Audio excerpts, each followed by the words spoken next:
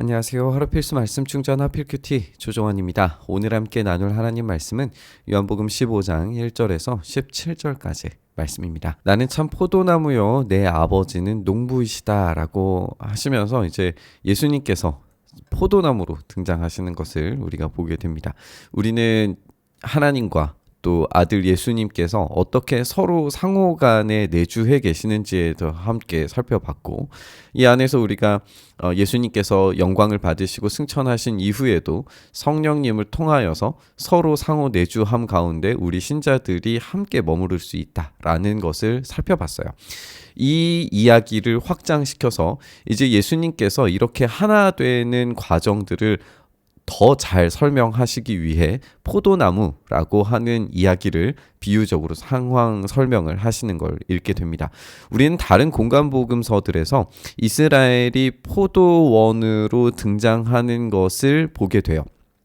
이 포도원에서 아버지께서 농부로 일하시고 쓸모없는 가지들을 꺾으시고 버리시고 이 포도원을 다시 재생시키시는 그런 이야기들을 하시죠. 그리고 이 포도원의 농부들을 심판하시는 이야기들도 등장을 합니다. 그래서 포도원 주인으로 등장하시기도 하죠. 그래서 우리는 다른 이야기들과 함께 이 포도원이라고 하는 이야기의 어떤 여러 가지 비유들을 예수님께서 많이 이야기하셨고, 그 중에 하나로서 이 포도나무를 자신으로 칭하시면서 하는 이야기가 오늘 등장한다라는 것을 우리가 보게 됩니다. 그래서 다른 공간복음서들에는 이 포도원 비유들이 줄거리를 가지는 이야기로 등장을 하는데, 요한의 포도나무 이미지는 줄거리가 없는 어떤 은유로 등장을 하면서 그 자체가 가지고 있는 상징성과 의미들을 추적하도록 이 본문이 구성되어져 있다라는 것을 이야기해주고 있어요. 예수님께서 이렇게 말씀하시죠. 내게 붙어 있으면서도 열매를 맺지 못하는 가지는 아버지께서 다 잘라버리시고, 열매를 맺는 가지는 더 많은 열매를 맺게 하시려고 손질하신다라는 거예요. 여기에서 더 많은 열매를 맺게 하시려고가 오늘 우리가 읽어야 하는 아주 중요한 핵심 포인트가 될 겁니다. 하나님께서는 그리고 우리 주님께서는 더 많은 열매를 맺게 하는 일을 우리에게 하시고자 하세요. 그걸 위해서 십자가와 부활의 능력으로 교회 가운데 하나 되도록 하시고 성령님을 우리 가운데 보내시리라고 하는 거죠. 그걸 위해서 우리 주님께서 십자가를 지시고 부활하실 수밖에 없었고, 그것이 하나님의 뜻이고 하나님의 뜻에 따라서 열매를 맺도록 만드실 거예요. 그걸 위해서 손질하시는 거죠. 근데 여기에서 너희는 내가 너희에게 말한 그 말로 말미암아 이미 깨끗하게 되었다라고 말씀하세요. 여기에 손질하다와 깨끗하게 되었다라가 어원이 비슷한 말입니다. 그러니까 이 깨끗하다와 손질하다가 같은 어원의 단어로서 이제 사용되어서 열매를 많이 맺게 하는 것과 깨끗하게 되는 것이 연결되어져 있다는 것을 알 수가 있어요. 우리가 어떻게 깨끗해질 수 있느냐? 예수님의 십자가에 연합할 때에, 그 십자가를 지셨을 때에 그 말, 그러니까 주님께서 죽으시고 부활하시고 새로운 계명을 주셔서 그 새 계명에 따라 살 수 있도록 하셨을 때에 열매 맺는 것, 그리고 깨끗하게 되도록 손질되는 것이 가능해진다라는 거죠. 그래서 우리는 이 새 계명, 서로 사랑함, 그것을 어디까지 서로 사랑할 것인가, 이 사랑의 정의가 새롭게 바뀌었다라고 하는 점을 다시 한번 생각하면서 그것이 우리에게 열매 맺게 만드는 아주 중요한 기초가 된다라는 것을 다시 한번 보게 됩니다. 내 안에 머물러 있어라. 그리하면 나도 너희 안에 머물러 있겠다. 우리는 계속 상호 내주, 서로가 서로 안에 있음에 대해서 강조하고 계신다는 것을 살펴봤어요. 가지가 포도나무에 붙어 있지 아니하면 스스로 열매를 맺을 수 없는 것 같이 너희도 내 안에 머물러 있지 아니하면 열매를 맺을 수 없다. 예수님과 하나 되는 서로 상호 간에 함께 머무는 그 상호 내주의 이 관계, 그리고 포도나무고 너희가 가지이기 때문에 내 안에 머물러 있고 내가 그 안에 머물러 있는 그 상호 내주 가운데 있을 때에만 많은 열매를 맺을 수 있어요.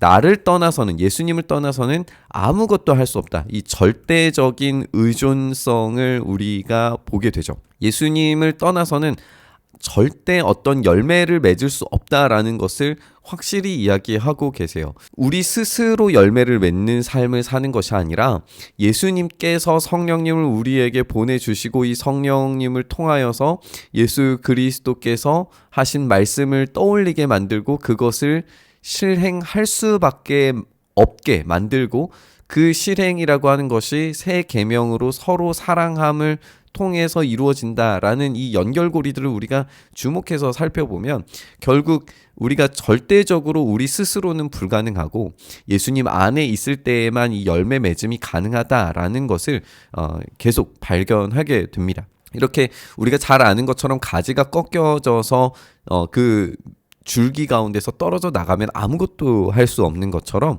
우리는 예수님 안에 온전히 붙어 있고 그 안에서 절대적으로 의존된 상태가 되어야만이 열매를 맺을 수 있다라는 점을 깊이 생각해야 합니다. 사람이 내 안에 머물러 있지 아니하면 그는 쓸모없는 가지처럼 버림받아서 말라버리게 될 거예요. 열매를 맺지 못하게 되겠죠. 사람들이 그것을 모아다가 불에 던져서 태워버리게 될 겁니다. 결국 이 사랑의 열매들이 없으면 예수님께 하나님께만 버림받는 것이 아니라 사람들이 그것을 모아다가 불에 던져서 태워버리게 된다는 거예요. 결국에 우리가 열매를 통하여서 하나님께 영광을 드리는 것은 당연히 해야 할 일이고 당연히 되어야 하는 일이지만 그것을 사람들이 모아다가 불에 던져 태워버릴 정도로 이제는 세상에서 외면받을 수도 있다는 거예요. 그게 우리 주님 안에 있지 않을 때 그렇게 된다는 겁니다. 굉장히 강력한 경고를 우리가 받게 되는 거죠. 너희가 내 안에 머물러 있고 내 말이 너희 안에 머물러 있으면 너희가 무엇을 구하든지 다 그대로 이루어질 것이다. 여기에서 우리가 생각해야 하는 것은 무엇이냐 하면 사람들이 그것을 모아다가 불에 던져서 태워버린다. 이것은 세상과 관련되어져 있는 이야기이잖아요. 지금 여기에 무엇을 구하든지 다 그대로 이루어질 것이다 라고 하는 것이 우리가 생각하는 어떤 기도의 응답, 그러니까 우리가 소원하고 바라는 것에 대한 응답을 이야기하려고 하시는 것이 아니라 우리가 이전 장면에서 함께 살펴봤는데 이 새 계명을 통하여서 너희가 서로 사랑하라는 것이 이 계명이었고 이 서로 사랑함을 통하여서 어디까지 확장되느냐 이제는 이방인들까지도 포함되어지는 그런 교회를 향하여서 나아가게 되는 예수님이 하신 것보다 더 큰 일을 하게 되리라 라고 하는 것과 연결이 되어야 해요. 그렇다면 여기에서 무엇을 구하든지 다 그대로 이루어질 것이다 라고 하는 이 기도의 의미는 선교적인 의미, 이방인, 그리고 사랑할 수 없는 존재, 그리고 하나 될 수 없다라고 판단되어지는 존재까지도 하나 되어서 서로 사랑할 수 있게 되는 것. 이게 이루어질 거다라는 거예요. 결국 교회가 서로 사랑함을 통하여서 열매 맺는 일들이 가능하게 될 것이고 그것이 불가능해 보여도 그것을 구할 때 우리 주님께서 되게 만드신다 라는 의미입니다. 그래서 우리의 개인적 기도의 열매가 아니라 선교적인 열매를 이야기하고 있다. 그것이 십자가의 의미이고 부활의 의미이고 그 안에 머무는 공동체의 의미가 된다라는 것을 우리가 읽을 수가 있어요. 만약에 이것을 놓치고 읽으면 이 열매 맺는 것이 굉장히 제한되고 한정적으로 읽혀질 수밖에 없습니다. 오늘 예수님께서 말씀하시는 이 15장의 이야기는 우리가 13장에서부터 시작하는 마지막 강화에서 가장 핵심부를 이루고 있는 장면이거든요. 그래서 이 15장을 통하여서 예수님과 연합함을 통하여 결국에 최종적으로 이루시길 원하는 열매가 무엇이냐라고 정리를 할 때에 결국 이 기도의 응답은 하나님이 주인 되시는 포도원의 완성이라고 보아야 할 겁니다. 이 하나님의 포도원의 그 완성이 바로 예수님의 십자가 위에서 그리고 부활과 승천을 통해서 그 안에 머무는 교회를 통해서 이루어지게 될 거죠. 그래서 우리는 공간복음에 있는 모든 포도원의 이야기들과 오늘 15장에 있는 예수님께서 포도나무다라고 하는 이 비유가 연결이 되어서 하나님의 포도원이 결국에 이 선교적으로 온 세계의 열방 가운데 이루어지리라라고 하는 그 이야기로 읽을 때에 정확하게 이 본문을 볼 수 있을 것 같다라고 생각이 듭니다. 너희가 열매를 많이 맺어서 내 제자가 되면 이것으로 내 아버지께서 영광을 받으실 것이다. 우리가 제자가 되는 것도 마태복음을 생각을 해보면 땅끝까지 이르러 내 증인이 되는 것과 연결이 되어져 있잖아요. 그래서 우리가 이 부분을 놓치면 안 될 것 같아요. 아버지께서 나를 사랑하신 것 같이 나도 너희를 사랑하였다. 너희는 내 사랑 안에 머물러 있어라. 예수님께서 어떻게 사랑하셨는가? 끝까지 사랑하셨다라고 하는 것이 13장에서 이제 시작이 된 이야기죠. 그래서 끝까지 사랑하시는 것이 원수까지 사랑하신 것, 가룟 유다가 배신하는 것까지도 사랑하셨다라고 하는 이야기이고, 그 끝까지 사랑하시는 십자가와 부활이 가지는 의미다라고 하는 것을 우리가 계속 보고 있어요. 너희가 내 계명을 지키면 내 사랑 안에 머물러 있을 것이다. 이 계명이라고 하는 것이 끝까지 사랑하는 것이시고 그것이 십자가의 사랑을 따라하는 사랑이다라는 점도 우리가 생각을 해봐야겠죠. 그것은 마치 내가 내 아버지의 계명을 지켜서 그 사랑 안에 머물러 있는 것과 같아.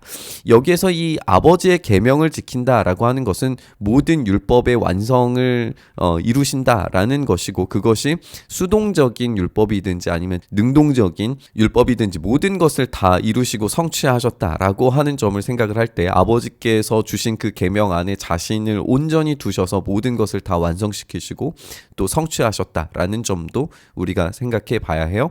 그러면 우리는 불완전해서 불가능했던 것들이 완전하신 예수 그리스도를 통하여서 성취되었기 때문에 이 완전하신 예수님 안에 우리가 머물러 있을 때 우리의 불완전함은 사라지고 완전하신 예수님의 율법의 성취가 바로 우리의 성취가 되도록 만드신다라는 것이 오늘 이 이야기가 보여주는 이 완성에 대한 이야기와 연결이 될 겁니다. 내가 너희에게 이러한 말을 하는 것은 내 기쁨이 너희 안에 있게 하고 또 너희의 기쁨이 넘치게 하려는 것이다. 이 기쁨이라고 하는 것이 예수님의 기쁨이에요. 예수님은 지금 십자가를 지시려고 가시는 길이시죠.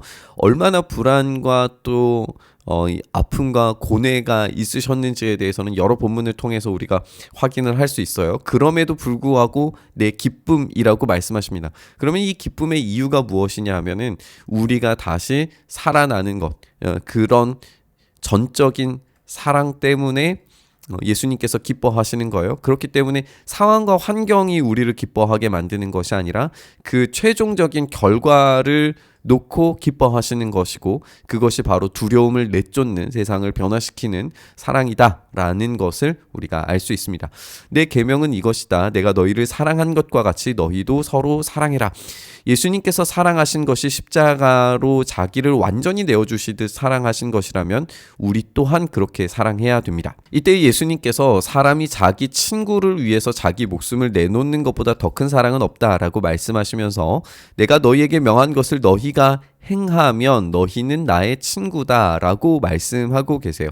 여기에 이 세 계명, 목숨을 다하듯이 사랑하시는 그 사랑을 실천하는 것이 바로 친구로 우리가 살아가는 비결이다라는 것을 알 수가 있는데, 예수님과 친구가 된다?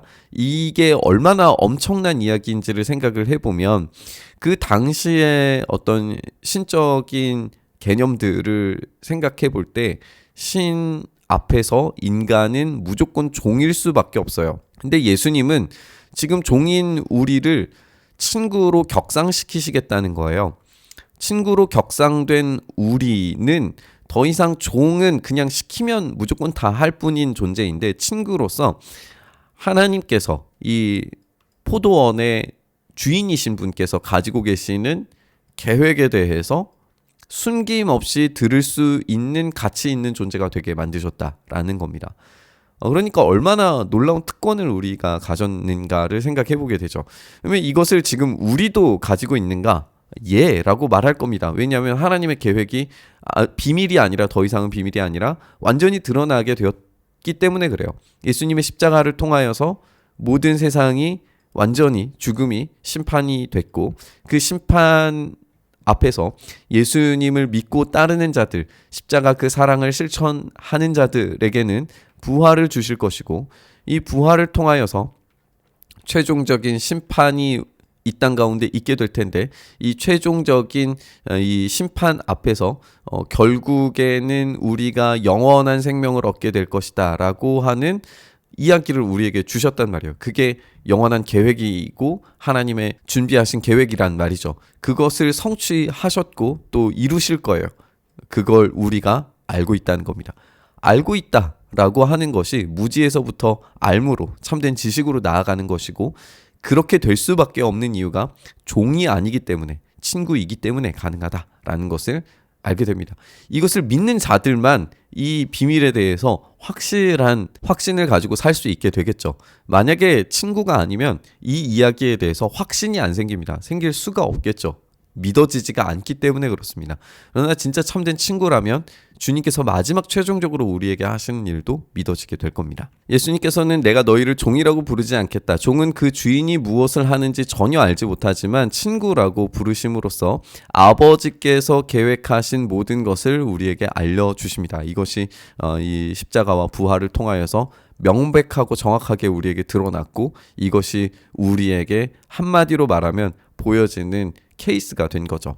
이것처럼 우리에게도 이루어지리라고 하는 것이 분명히 알려지게 됐습니다. 너희가 나를 택한 것이 아니라 내가 너희를 택하여 세운 것이다. 예수님께서 우리를 택하셔서 세우셨어요. 그것은 너희가 열매를 맺어서 그 열매가 언제나 남아있게 하려는 것이다. 우리가 다시 한번 생각해야 되지만 이 열매라고 하는 것이 우리의 삶의 어떤 이 성취나 성과가 될 수 없습니다. 우리가 만들어내는 것이 아니라 예수님께서 우리 안에 맺게 만드시는 열매예요. 그 열매가 언제나 남아있게 하려는 것, 한마디로 말해서 영원한 결과물이 될 텐데, 이 영원한 결과물이라고 하는 것이 결국 주님과 함께하는 공동체, 교회가 될 거예요. 그리하여 너희가 내 이름으로 아버지께 구하는 것은 무엇이든지 다 받게 하려는 것. 우리가 계속 이야기하지만 이 열매라고 하는 것이 이 교회에 대한 영광이라고 하는 것이라면, 우리는 이 이야기를 단지 우리의 기도의 성취가 아니라 교회의 영광, 주님께서 완성하시는 최종적인 국면에서의 그 교회를 생각해야 한다는 겁니다. 그리고 불가능해 보이는 그 교회에 대한 세워짐이 우리 주님께서 만드시겠다라고 하는 것을 우리가 다시 생각할 수 있습니다. 내가 너희에게 명하는 것은 이것이다. 이 교회가 세워지기 위하여서, 영원한 열매가 세워지도록 하기 위해서 우리가 해야 하는 것, 서로 사랑해라. 십자가를 지듯이 사랑해라. 이것이 우리에게 주신 말씀입니다. 우리가 이 말씀 통해서 분명하게 볼 수 있는 것은 우리의 교회가 우리의 힘과 우리의 능력으로 세워지지 않는다는 겁니다. 그리고 우리의 이 교회가 우리 주님께서 세우신 교회라는 겁니다. 지금 우리의 시대에 교회가 참 많이 힘을 잃는 것 같고, 교회가 세상 가운데 마치 버려짐 당하는 것 같고, 모아서 불에 던져지는 것 같은 그런 비참한 모습들을 종종 발견하게 되지만, 그럼에도 불구하고 우리 주님께서 우리에게 명령하신 것처럼 십자가를 지고 서로 사랑하는 그 사랑이 우리에게 회복되고, 주님께서 우리를 그렇게 사랑하게 만드셨을 때에 주님의 교회는 언제든지 우리 안에서 열매 맺게 된다라는 사실을 기억했으면 좋겠습니다. 주님께서는 반드시 그 교회를 세우실 겁니다. 그것이 우리에게 주시는 영원한 열매라고 약속하셨습니다. 그리고 그것을 위해서 기도하라 라고 가르치고 계십니다. 오늘 교회를 위해서 기도했으면 좋겠습니다. 그 안에 우리가 열매되고 우리가 또한 열매 맺는 자들이 되어서 주님의 놀라운 포도원이 풍성한 열매로 가득 차는 그 비전과 환상이 우리에게 있었으면 좋겠습니다. 우리 교회를 위해서 오늘 묵상하고 또 기도의 자리로 나아갔으면 좋겠습니다. 주님, 그렇게 우리를 사용하시고 붙들어 주셔서 우리 교회들이 건강하고 풍성한 열매 맺는 공동체 되게 하여 주시옵소서. 그 일을 우리 가운데 행하셔서 주님의 놀라운 교회가 영광스럽게 드러남을 경험케 하시길 간절히 바라고 소망하며 우리 주님 예수님 이름으로 기도드리옵나이다. 아멘.